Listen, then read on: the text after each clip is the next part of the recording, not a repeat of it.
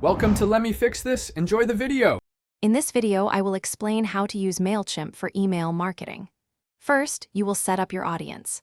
Mailchimp allows you to manage your contacts efficiently, helping you grow your subscriber list. You can import existing contacts or add new ones, then organize them into segments.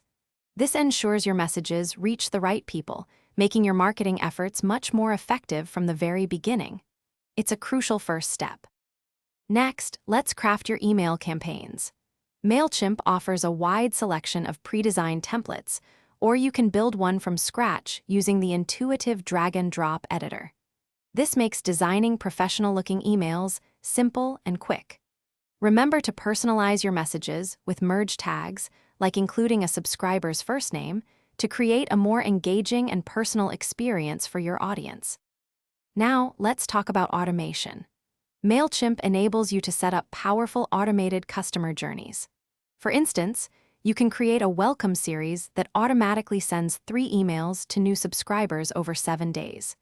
You can also trigger emails based on specific actions, like a purchase or a website visit, ensuring your messages are timely and highly relevant to each individual's journey.